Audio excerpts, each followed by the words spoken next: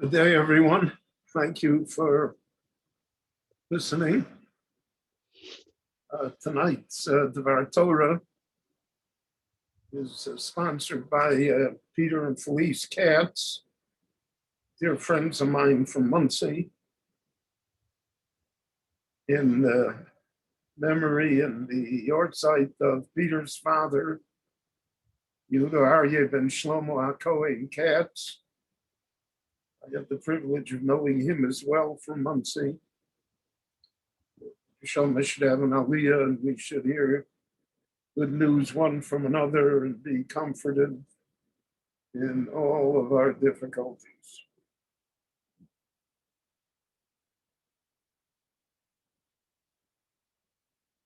About 50 years ago, no more than that,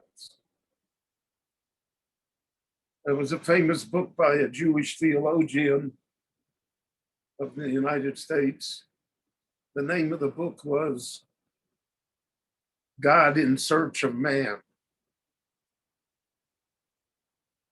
Tonight's Dvar Torah, if it had to have a title, I believe it would be Man in Search of God. Because this is the central issue that appears in the Parsha of Kitisa.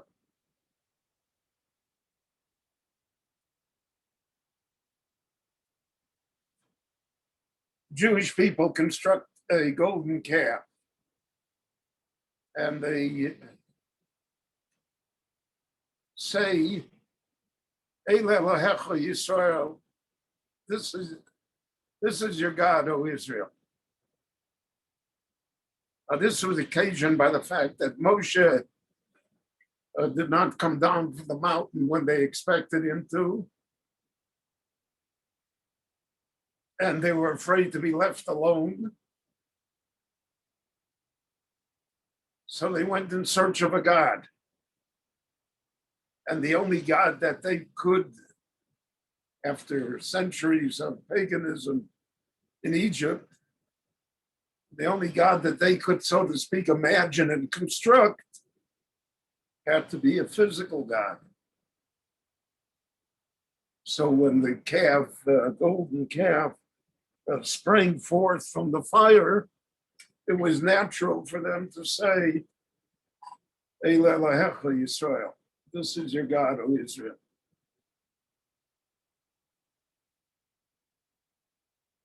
So if we think about the story, it becomes almost beyond our comprehension. Just a few weeks before, they all stood at the foot of Mount Sinai. They saw the great revelation of God's omnipotence. They heard the voice from Sinai. And they said, Naaseh v'nishma, we accept everything. And they knew that the two basic tenets in the Ten Commandments is Lo yeh lecho Elohim acherim al ponoi. You cannot have a different God.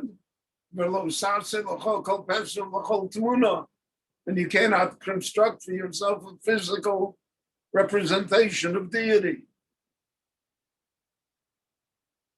So how could it be that now there's a golden calf and they say, hey, well, help me, son.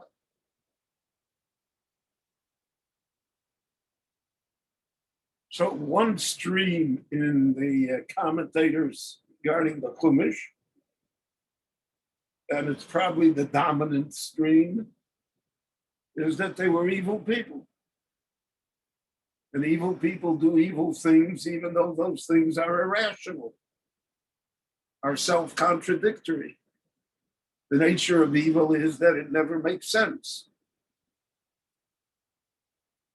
It's always counterproductive to the evildoer. But evil does a pretty thriving business in our world.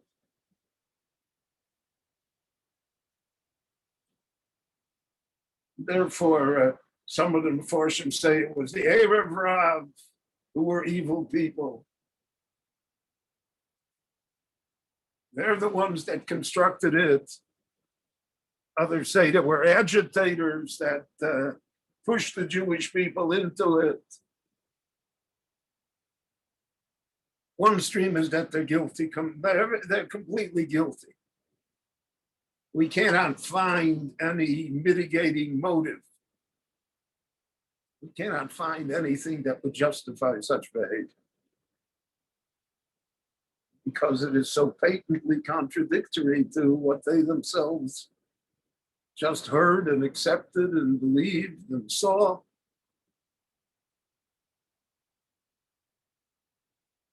And lo yiyeh lecha and lo saseh lecha, regarding idolatry, has nothing to do with whether Moshe is there or not there. Nowhere in the Ten Commandments does it say that you have to believe in Moshe, or that they are effective only when Moshe is around. Now, we all know that students behave better when the teacher is in the classroom. But that doesn't mean that you cannot be the student of the school and graduate even if the teacher is not in the classroom.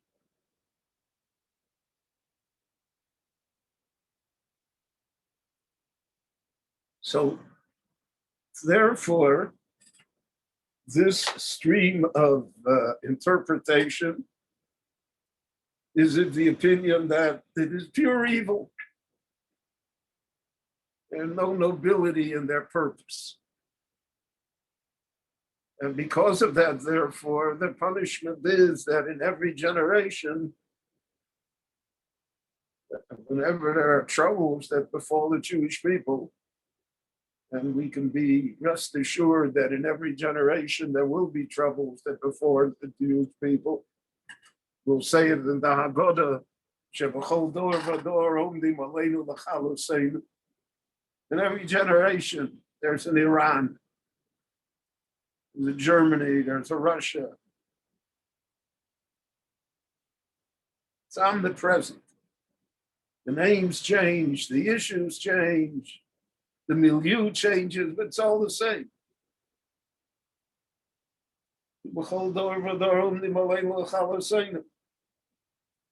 So in every generation, a piece of the ego has to be paid.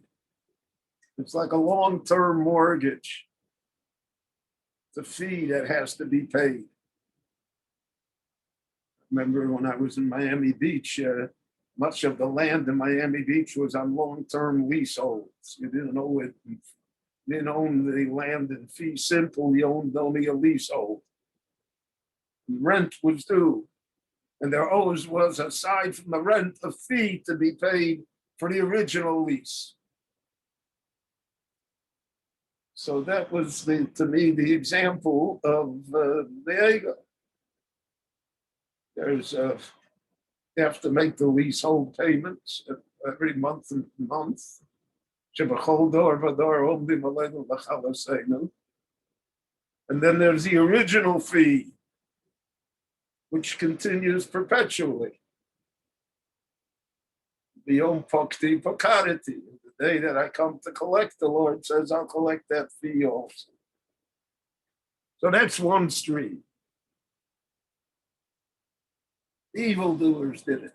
There's no good to be found in them at all. There's a second stream of commentaries, especially of the later commentaries, such as the Meshech Chochmah and the Hamik Dover, and most of the Hasidic Rebbe commentaries that saw within the behavior of the Jewish people a search for godliness, but they did it the wrong way. They got the wrong God. They took the wrong turn on the road. But where they were trying to go had nobility and spirituality and eternity as its goal. and therefore they did not feel it to be contradictory to the Aseret Advarim. They thought that in order to achieve that godliness, at least temporarily, they needed an egel. Later on, they would discard the egel. The egel was only a means to an end. It was to get them to spirituality. So they're really looking for God. They're a man in search of God. The only thing is that in that search, they looked in the wrong places. They used the wrong methods. They were unable to translate their desire, which had in it positive means and ideas. They were unable to translate it into positive action and behavior. There's a famous discussion in Hasidus. I've mentioned it before. It isn't that I think that you don't remember what I say. It's just that I want to emphasize things, so I do so by repetition.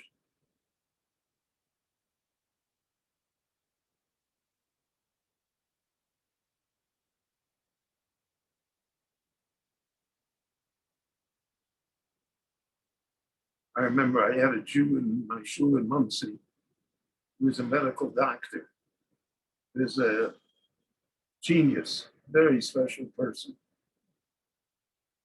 And he would come up to me after I delivered one of my great sermons.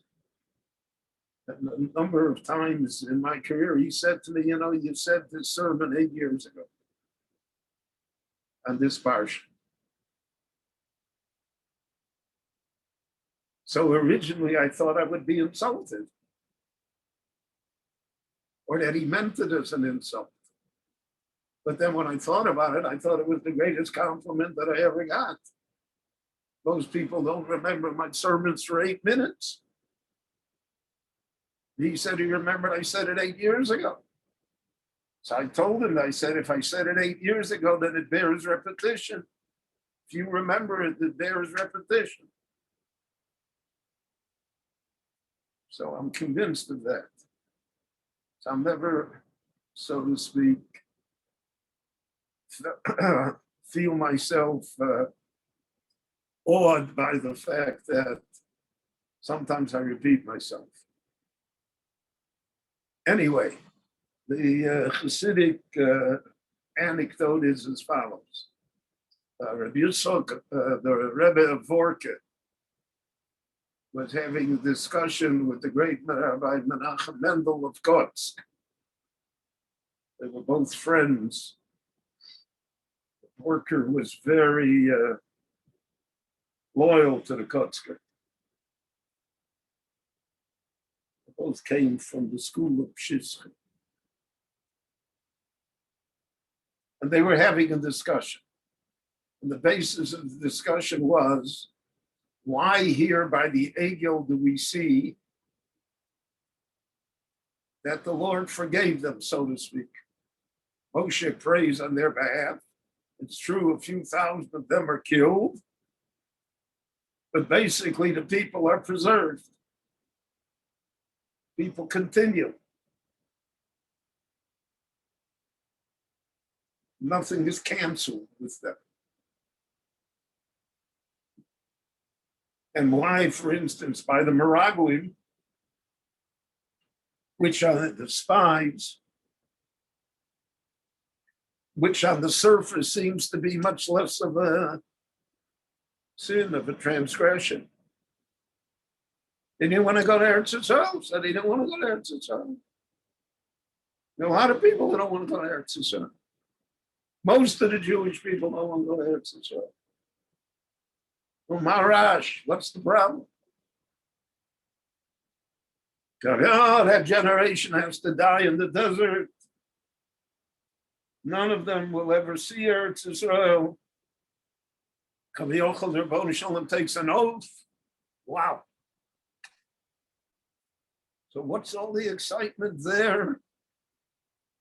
And when it comes to the ego, which certainly looks to us like the most cardinal sin ever committed,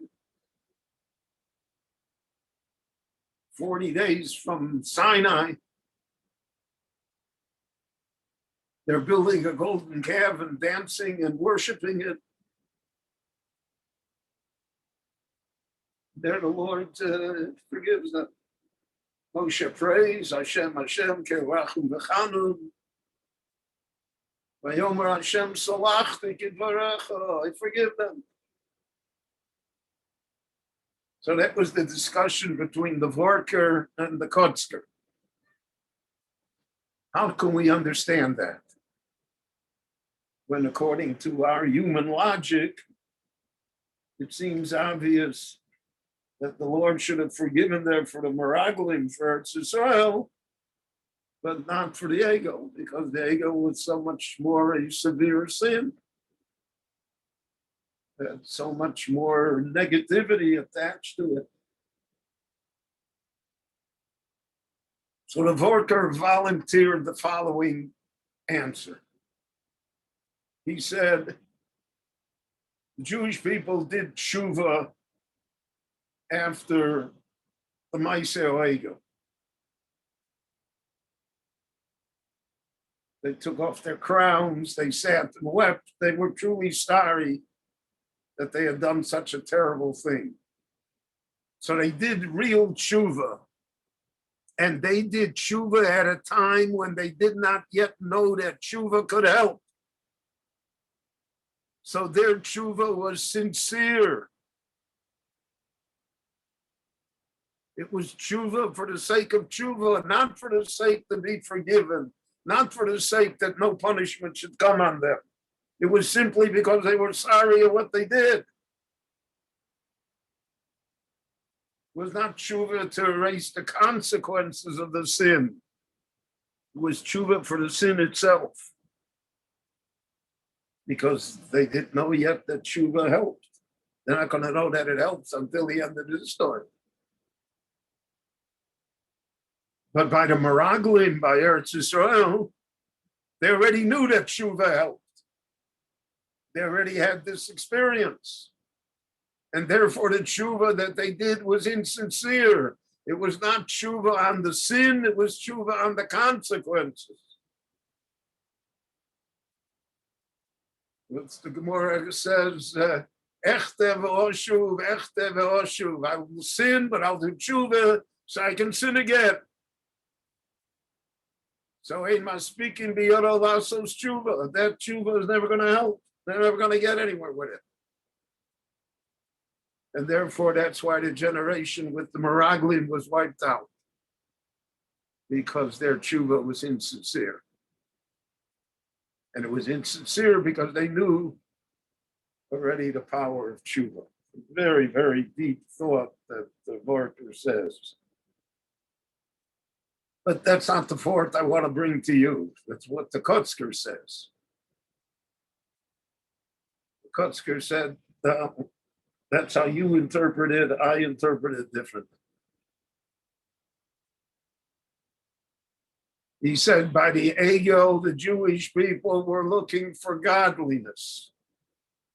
Yisrael, they're looking for a God. They want something. They're looking for spirit. Now they went about wrongly. Their method, their means was incorrect. But their goal was noble. Their goal was that they were looking, man in search of God. They wanted to find the Ribono Shalom. And that's why they said, Hey, Yisrael, this is your God.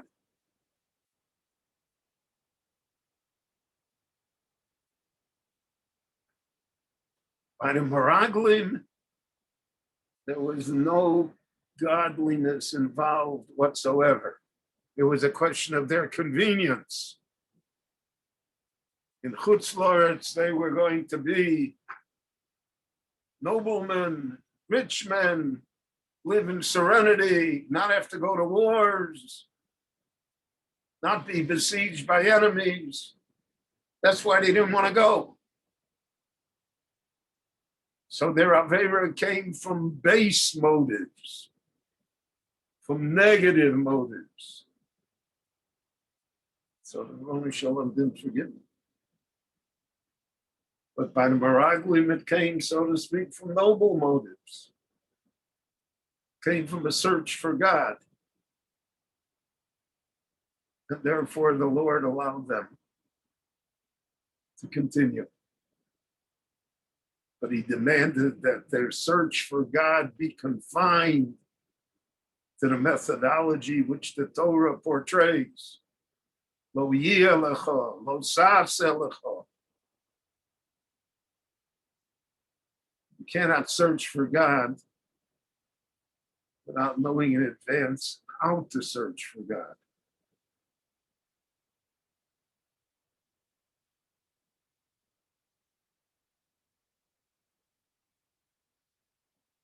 During the Six-Day War, I read this story from one of the soldiers who fought on Ammunition Hill.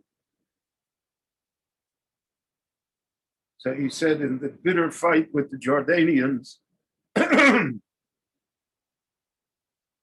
so he was in the midst of his platoon, whatever it was, and unfortunately there were very heavy casualties on the Israeli side. And he was truly afraid that he had on the left, on the right, they were falling. He was truly afraid that he would not survive.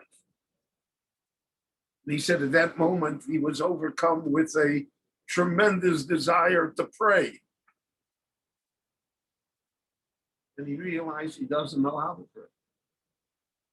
He doesn't know what to say.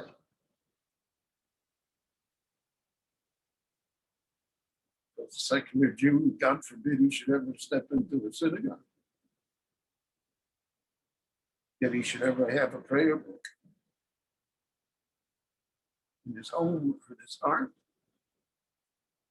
So he said he then highly resolved that if he got out alive, he would at least teach himself how to pray. And he writes that he did so and that eventually he became an observant Jew.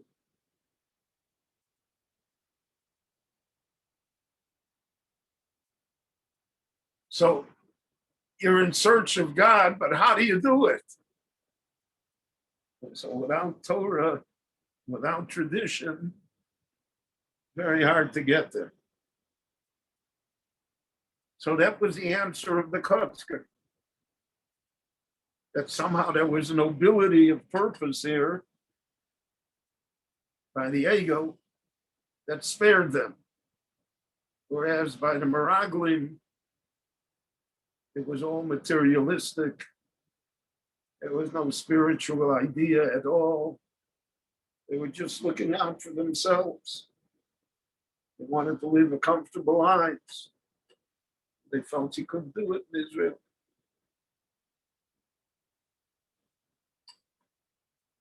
So that's one aspect of man in search of God in this week's Parsha.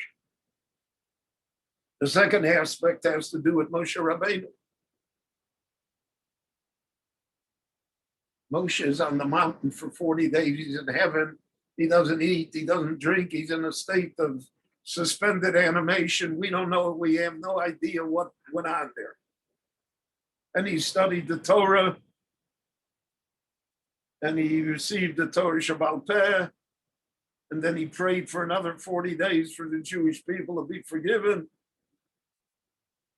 And then he brought down the second tablets.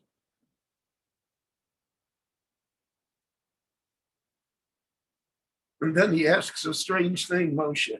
So one would think that, you've been to heaven. However, we'll understand that. And that you've been able to live, so to speak, outside of your body. You don't have to eat, you don't have to drink, you don't have to sleep.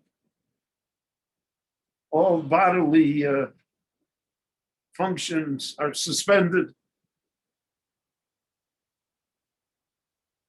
But Moshe is still not satisfied. Moshe says, Kaviochel to the Rabbanu Shalom, Marini no es kodecha. Im no motzosi chei beidecha. If I have found favor in your eyes, show me you. Show me your honor, your glory. Help me understand how the world works. How does the master of the universe function? What is the godly logic that governs all human events? So that, again, is man in search of God. Moshe Rabbeinu was at the highest level, according to Jewish tradition. He was at the 49th level, ready to climb to the 50th, which is the ultimate level, which is, so to speak, where the Shekhinah itself resides. So he said, let me climb that last step. Reveal yourself to me so that I will understand you. And the Lord answers him, that cannot happen. Human being can never reach that level.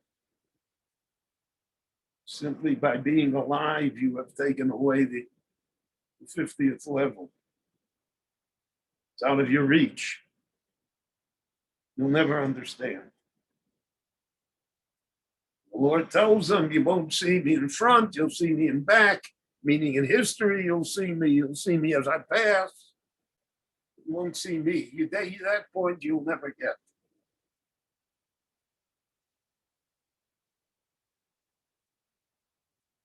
So Moshe's search for God also ends in a bit of frustration, because he is not granted the wish that he wanted,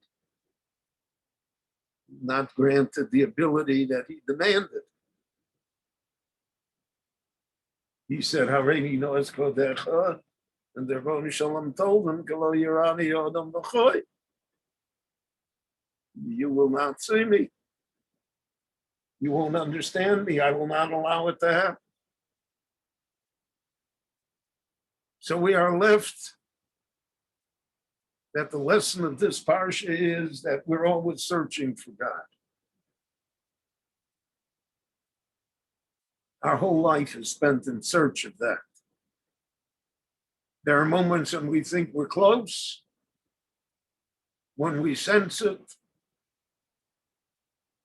And there are many, many moments when we are far, far away, and that to a great extent the search is even abandoned.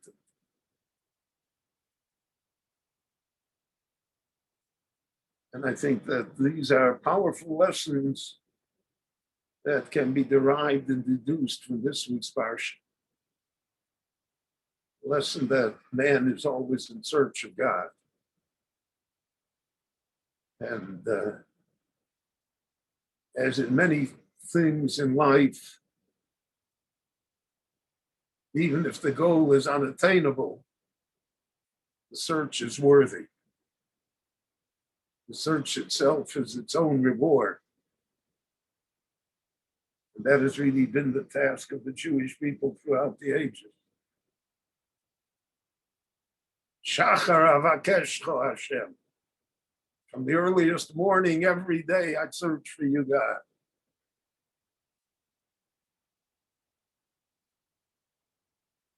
And that is the responsibility of all of us in our lives, to make sure that that search continues and that it becomes the basic idea and modus operandi within our life's existence. So I'd like to thank you again for listening, and I want you all to stay well and get vaccinated. And again, I'd like to thank the Katzes for sponsoring this Dvar Torah, Ilu Nishmas, Yehuda Aryeh ben Shlomo HaKohen. Thank you and good night, and stay well, everyone, and good Shabbos.